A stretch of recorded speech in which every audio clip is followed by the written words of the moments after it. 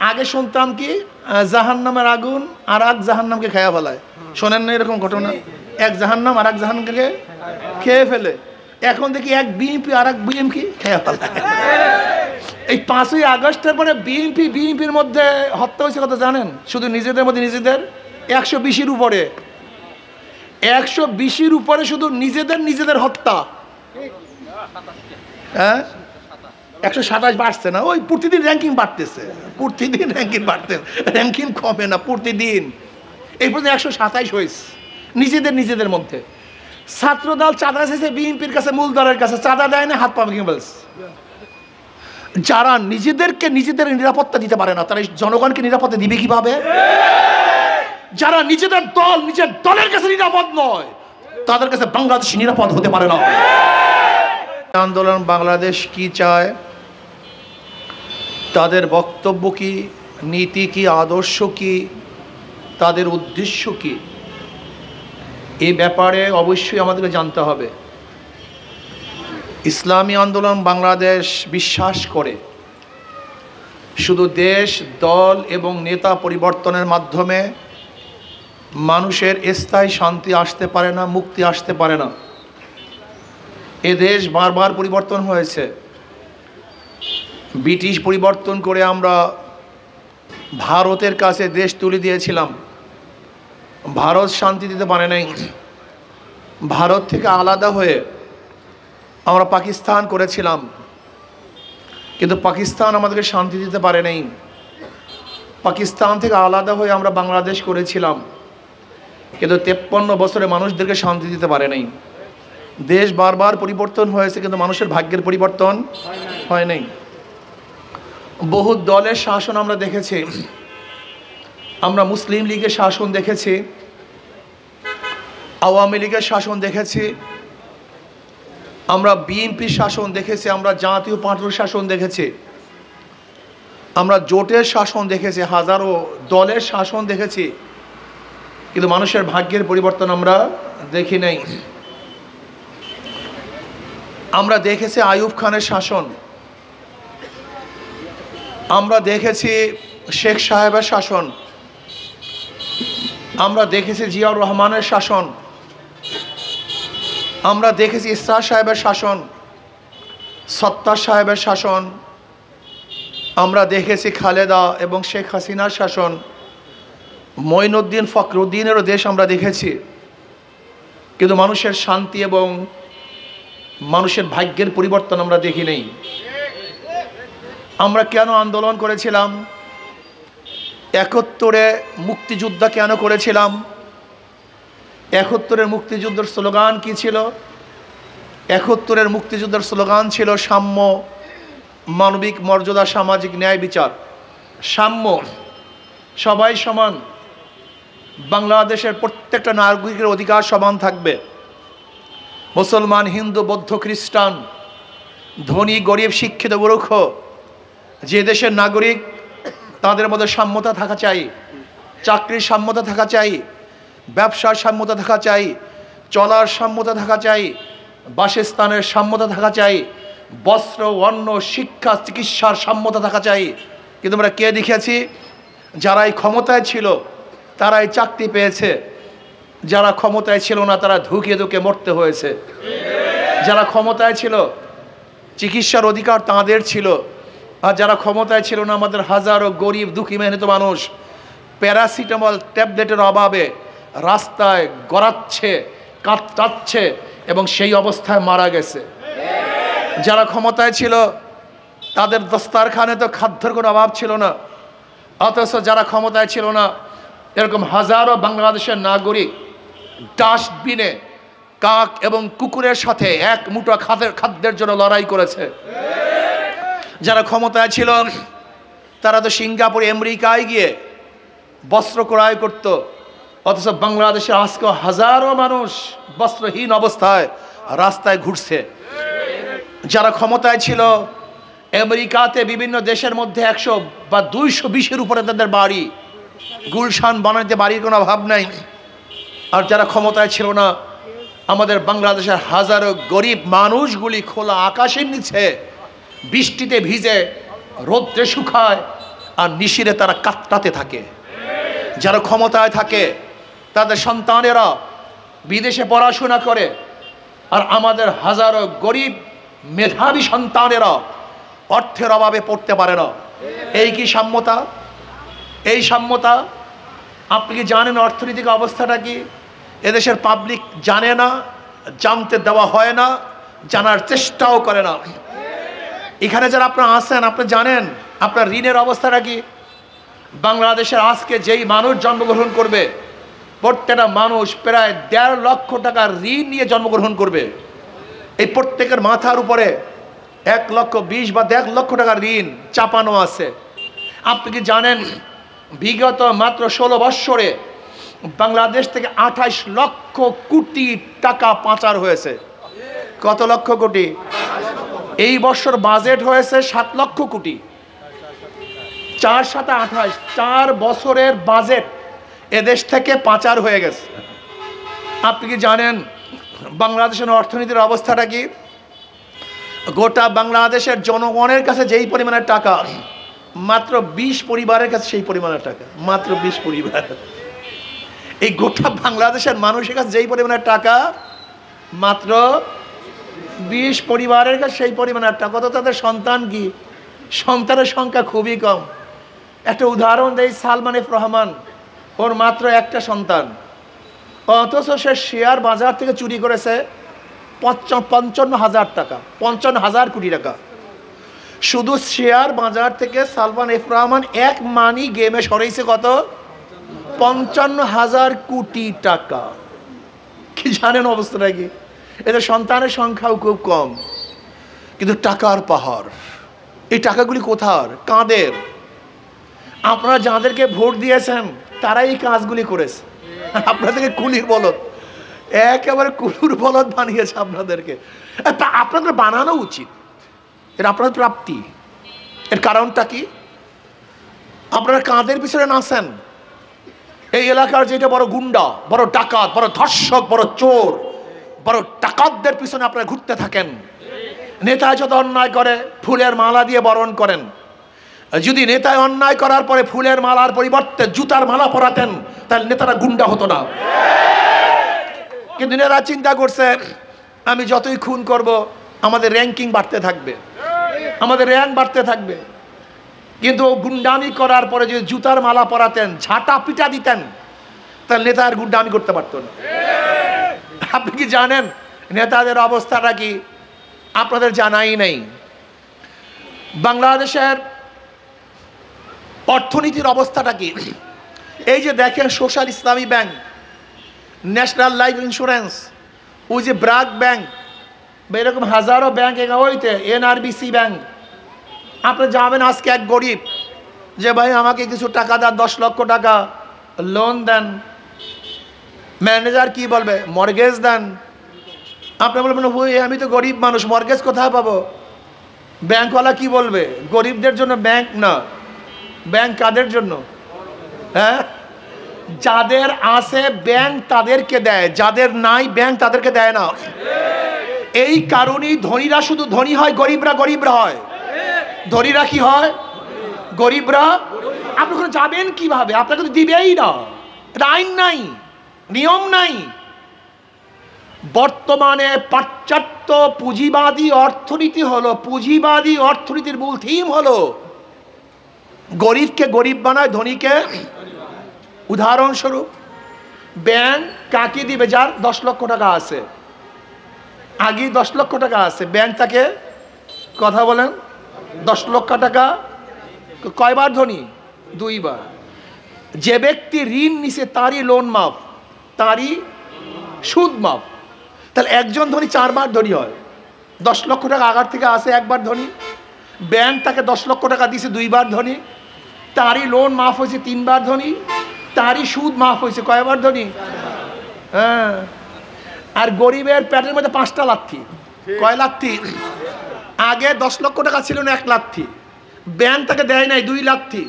তার লোন মাফ হয় নাই, 3 লাথি। তার সুদ মাফ হয় নাই, 4 লাথি।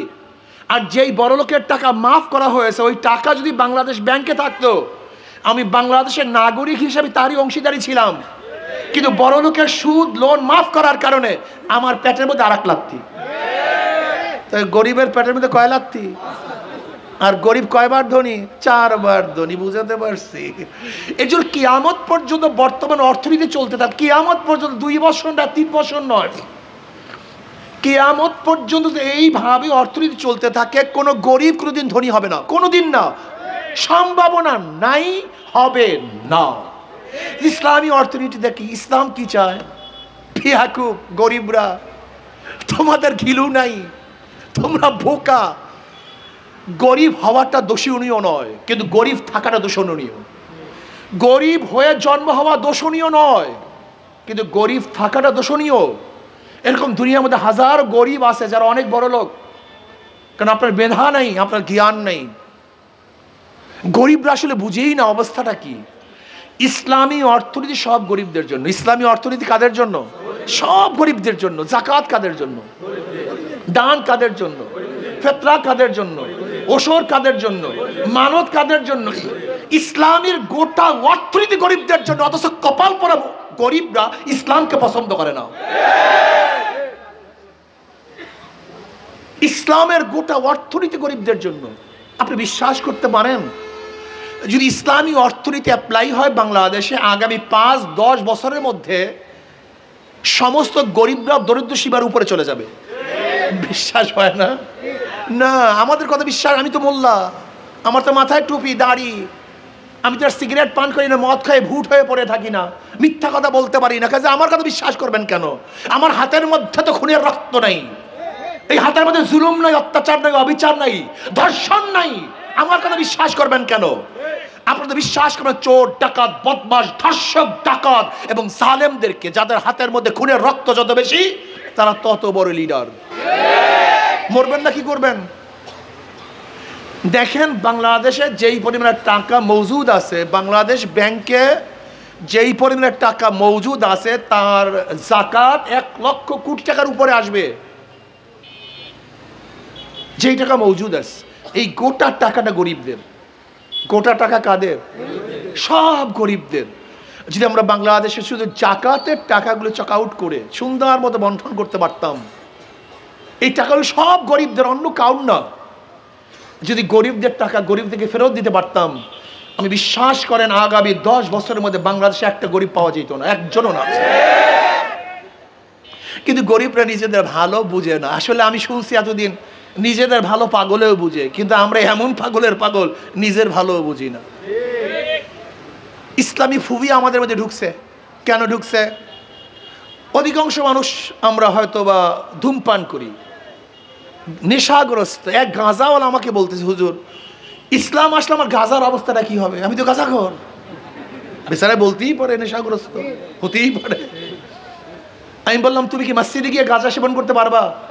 বলে, না হুজুর, মসজিদে গিয়ে গাঁজা সেবন করে কিভাবে? আমি বলি, কেন? বলে, পরিবেশ নেই। আমি বললাম, দেখো, ইসলামী হুকুমাত আসলে তোমাকে জোর করা হবে না, গোটা বাংলাদেশটা পরিবেশ সৃষ্টি হয়ে যাবে, যেখানে তোমার মনের থেকে তুমি গাঁজা সেবন করতে পারবে না। কোনো সমস্যা আছে? কোনো হুজুর, তা তো সমস্যা নেই।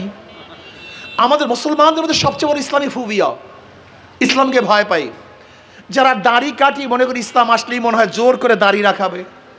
যারা টুপি পরি না তারা মনে করি ইসলাম আসলেই মনে হয় টুপি পরিয়ে দিবে। যারা বেপর্দা আমি মনে করি ইসলাম আসলেই মনে হয় আমাকে ঘরের মধ্যে আবদ্ধ করবে, সন্দুক বন্দি করবে। না, ইসলাম আসলে একটা পরিবেশ সৃষ্টি হবে। উদাহরণস্বরূপ, আচ্ছা এখানে যারা দাঁড়ানো আছেন, এরকম মানুষ কি একজনও নাই যারা আমরা ধূমপান করি? নাই একজনও? কথা বলেন না কেন? এখন পান করেন না কেন? কথা বলেন না কেন? নিষেধ করছি একবারও? আপনাকে বলছি ধূমপান করিয়েন না, একবারও নিষেধ করছি? আচ্ছা বলেন তো, আপনার মন কি একবারও বলছে একটা বিড়ি ধরাই? তার মানে বিহাকুব, এই পরিবেশ সৃষ্টি হবে। তোমার মনের মধ্যেই চাইবেন আমি এই কাজটা করি। যদি মনের থেকে তোমাকে ভালো হতে চায়, তোমার মন তোমাকে ভালো করতে চায়, কোনো সমস্যা আছে? ইসলামকে ভয় পাও কেন? ইসলামকে ভয় পাও কেন? ইসলাম তো তোমার মুক্তির জন্য, তোমার কল্যাণের জন্য, তোমার শান্তির জন্য। ইসলাম যদি আসে, জানেন মহিলাদের অবস্থাটা কি হবে? প্রত্যেকটা মহিলার ন্যায্য অধিকার প্রতিষ্ঠিত হবে। আমার মা বোনের ইজ্জাত রক্ষা হবে, ইজ্জাত আবরু নিয়ে বসবাস করতে পারবে। আমার মা বোনেরা ধনী হয়ে যাবে। যেরকম আম্মাজান খাদিজা কুবরা রাদিয়াল্লাহু তাআলা আনহা, আমার আম্মাজান নবী আলাইহিস সালাতু স্ত্রী আম্মাজান খাদিজা কুবরা রাদিয়াল্লাহু তাআলা আনহার টাকা দিয়ে আমার নবী ব্যবসা করেছেন, মহিলারা ব্যবসা করেছেন। ইসলামী হুকুমাত হলে হাজারো মহিলা হবে বড় বড় ব্যবসায়ী, ভালো ভালো ব্যবসায়ী হয়ে যাবে, মহিলাদের অধিকার প্রতিষ্ঠিত হবে, ইজ্জত রাবরু নিয়ে বসবাস করতে পারবে। গাঁজাখোর নিজের থেকে গাঁজা ছেড়ে দেবে, মদ পানকারী আর চাইবে না মদ পান করি, খুনি খুন ছেড়ে দিবে, যারা ঘুষখোর তাদের মনের থেকে ঘুষ বন্ধ হয়ে যাবে, যারা অত্যাচারী অত্যাচার বন্ধ করে দিবে, জালেমরা ভালো হয়ে যাবে, গোটা বাংলাদেশটা জান্নাতের পরিবেশ হয়ে যাবে ইনশাআল্লাহ। যেখানে মানুষ হাঁটবে নির্বিঘ্নে হাঁটবে, চুরি হবে না, লুণ্ঠিত হবে না, ধর্ষিত হবে না। আমার নবী আলাইহিস সালাতু ওয়াস সালাম হাদিস মনে রাখবেন, নবী আলাইহিস সালাতু ওয়াস সালাম বলেছিলেন, ওয়াচিরি আমি আমার একটা সমাজ উপহার দেব যেখানে মদিনার থেকে হাজরা মাউত পর্যন্ত একজন যুবতী মেয়ে হাঁটবে কিন্তু লুণ্ঠিত হবে না, ধর্ষিত হবে না। তার মানে গোটা এলাকার মানুষগুলি ভালো হয়ে যাবে, আদর্শবান হয়ে যাবে, নীতিবান হয়ে যাবে, আমার যুবকরা সব ভালো হয়ে যাবে, ওরা কাজে লেগে যাবে, মানুষগুলি ভালো চিন্তা করার সুযোগ পাবে। কিন্তু আমাদের নেতারা কি বলে, এই গাঁজা নিয়ে আয়, ফ্যান্সিডেলের বোতল নিয়ে আয়, মদ পান কর, গুন্ডামি কর, লুচ্চামি কর, 10টা কেসের আসামি হ। কেন আমার কর্মী যদি 10টা কেসের আসামি না হয় সে আমার কাছে আসবে কেন? কি কথাটা বুঝাতে পারি নাই? আর ইসলাম আসলে কি করবে? ইসলাম ক্ষমতা আসলে আপনাকে কাজ শিক্ষা দিবে, কর্মে লাগাইয়ে দেবে, আপনাকে উৎপাদন করার চেষ্টা চিন্তা মাথার মধ্যে ঢুকিয়ে দিবে, আপনাকে ভালো হওয়ার ব্যবস্থা করে দিবে। মনে করবেন গোটা বাংলাদেশের মানুষ একত্রিত হয়ে যদি কাজ করি, ধরে নেন একটা উদাহরণ দিই, আজকে বাংলাদেশের মানুষের সংখ্যা কত? প্রায় 20 কোটি। কত? আচ্ছা বলেন যে 20 কোটি মানুষ যদি 1 ঘন্টা কাজ করে তাহলে কত কোটি ঘন্টা কাজ হয়? তা বাংলাদেশের উন্নয়ন কোথায় যাবে? আল্লাহ, যদি বাংলাদেশের 18 কোটি মানুষ 20 ঘন্টা 1 ঘন্টা কাজ করে, 18 লক্ষ কোটি ঘন্টা, 18 কোটি ঘন্টা, 18 কোটি ঘন্টা যদি কাজ করে তাহলে মনে হয় বগুড়ার থেকে এই আপনার এই পর্যন্ত রাস্তা একদিনই করা সম্ভব, একদিনে। উন্নয়ন দেখছেন আপনি কি? আফগানিস্তানে একটা ক্যানেল করছে প্রায় 250 কিলোমিটার ক্যানেল। আমাদের দেশের একটা ড্রেন করতে যেই পরিমাণের বাজেট, তাদের ক্যানেল করতে সেই পরিমাণে বাজেট নেই। কারণটা কি? সবাই কর্মজীবী হয়ে গেছে, সবাই এটাকে নিজের কাজ মনে করছে। আসলে আমরা বুঝি না, আমাদের নেতারা আমাদেরকে শিক্ষা দিচ্ছে ডাকাতি, চুরি, খুন, অমুক দল খুন করে আস, যা যা খুন কর, ওরে মার, ওর হাত ভেঙে ফেল, ওরে ধ্বংস করে দে। আর ইসলাম আসলে কি বলবে? কাজ করো, দেশের উন্নয়ন করো, পরিবার পরিজনকে দেখো, মেয়েকে দেখো, ছেলেকে দেখো, মাকে দেখো, বাপকে দেখো, দেশের প্রত্যেকটা সম্পত্তিকে রক্ষা করার চেষ্টা করো। তোমাদের মাথার মধ্যে আস্তে আস্তে দেশের কল্যাণের জন্য দেশপ্রেমিক হিসাবে করা হবে। যখন আমরা সবাই দেশপ্রেমিক হয়ে যাব, একই সাথে দেশকে উন্নয়ন করার চেষ্টা করব, বলেন তো আগামী 5-10 বছরে দেশের অবস্থা কোথায় যাবে? আসমানে আসমানে। আপনি কি জানেন বাংলাদেশের ভূখণ্ড কত সুন্দর জায়গা? সৌদি আরবে এরকম একটা গাছ ফলাবার জন্য 5000 রিয়াল ব্যয় হয়। এই যে একটা গাছ, এই আম গাছটা ফলাতে কত? 5000 রিয়াল। অথচ এখানে একটা আম গাছ পুঁতে রাখছেন, কথা কয় না। আল্লাহ এর মাটির বরকত, এত সুন্দর বরকত। পাখিতে পায়খানা করে সেখানে গাছ হয়, জোয়ারে শিকার ভাসিয়ে চরের সাথে ঠাকায় সেখানে বাগান সৃষ্টি হয়ে যায়। একজন জেলের টাকা নেই, পয়সা নেই, কিচ্ছু নেই, জাল নিয়ে নদীতে নামে, মাছ নিয়ে ঘরে ফিরে। চিন্তা করতে পারছেন? আল্লাহ পাক এরকম একটা জমি আমাদেরকে দান করছে। সবচেয়ে বড় সম্পত্তি মানব সন্তান, সবচেয়ে বড়, এর চেয়ে বড় খনি কিছু নেই। সবচেয়ে বড় খনি দান করছেন মানব খনি। আল্লাহ বাংলাদেশকে মানব খনি দান করছেন। যদি গোটা দুনিয়ার মধ্যে মানব সন্তানদেরকে কাজে লাগাতে পারতাম, আগামী 5-10 বছরের মধ্যে গোটা দুনিয়ার মধ্যে এই বাংলাদেশ এক ধনী কান্ট্রিতে পরিণত হয়ে যেত। কিন্তু পারলাম না, চোরেদের জন্য, ডাকাতদের। 53 বছর যারা ক্ষমতায় ছিল ডাকাতি করছে, চুরি করছে, গুন্ডামি করেছে। আজকেও 5ই আগস্টের পরে যারা চাঁদাবাজি শুরু করছে, কি অবস্থা! চাঁদাবাজি দূর করেন, আগে শুনতাম কি জাহান্নামের আগুন আর এক জাহান্নামকে খেয়ে ফেলায়। শোনেন না এরকম ঘটনা? এক জাহান্নাম আর এক জাহান্নামকে খেয়ে ফেলে। এখন দেখি এক বিএনপি আর এক বিএমপি খেয়ে ফেলা। এই 5ই আগস্টের পরে বিএনপির মধ্যে হত্যা হয়েছে কথা জানেন? শুধু নিজেদের মধ্যে নিজেদের 120-এর উপরে, 120-এর উপরে শুধু নিজেদের হত্যা। হ্যাঁ, 127 বাড়ছে না, ওই প্রতিদিন র্যাঙ্কিং বাড়তেছে, প্রতিদিন র্যাঙ্কিং কমে না, প্রতিদিন। এই পর্যন্ত 127 হয়েছে নিজেদের মধ্যে। ছাত্রদল চাঁদা চাইছে বিএনপির কাছে, মূলদলের কাছে, চাঁদা দেয় না, হাত পা ভেঙে বলছে।